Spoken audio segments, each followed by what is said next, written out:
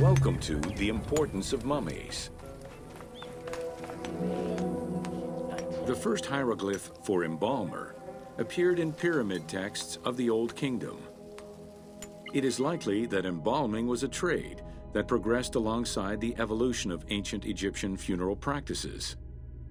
While we still know nothing of how embalming came to be a profession, we do know that embalmers had a hierarchy, and that each embalmer specialized in a specific phase of the mummification process.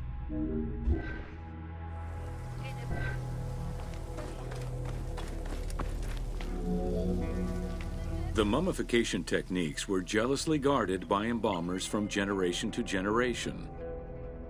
Despite their efforts, Herodotus and Diodorus discovered their methods in late antiquity, but historians were skeptical about the validity of the texts. It remained a mystery until two teams of modern medical legal scientists confirmed the process in 1994 and again in 2011.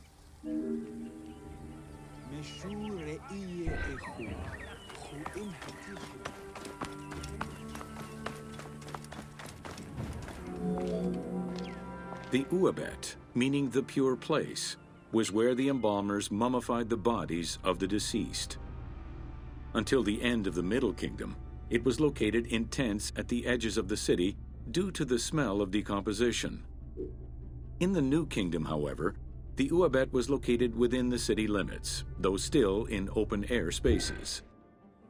In the same way that the practices and techniques of mummification evolved, so possibly did consideration towards embalmers within ancient Egyptian society.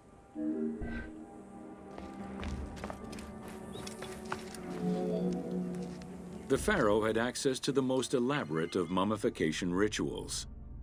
The richer citizens of Egypt also enjoyed complex embalming options, though none of them allowed for the removal of the brain or viscera.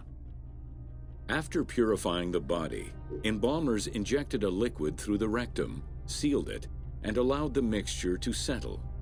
They then plunged the body into natron for up to 40 days.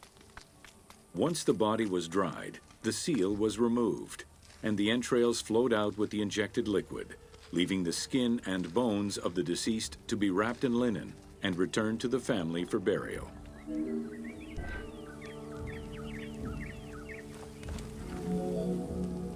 The least costly embalming option was for the embalmers to simply inject a product called surmaya and immerse the body in the natron for up to 40 days before handing it over to the family.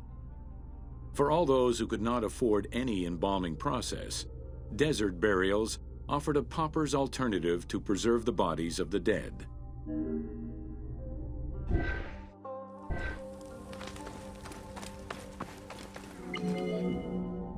Egyptian civilization has always appealed to Westerners, even before the Greek and Roman invasions. As early as the Middle Ages, mummies discovered by travelers were often sent back to Europe. Curio cabinets, dating from the 16th and 17th centuries, usually included pharaonic artifacts in their collections. The Egyptomania phenomenon was heralded by Napoleon Bonaparte's Egyptian campaign, which lasted from 1798 to 1802. The following years were marked by a resurgence of interest from rich enthusiasts and scholars who exposed Egypt to the general populace. Many research societies focusing on Egyptology were founded during those years.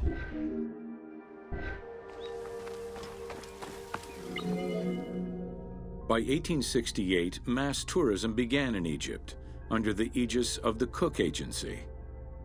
The rich would indulge in leisure trips to Egypt and bring back mummies. Upon their return, they would organize evenings that consisted of unpacking mummies and removing strips of linen and amulets layer by layer. These were considered the shining cultural events of the season. The Egyptian collections of many a museum were founded as a consequence of this mass pillaging.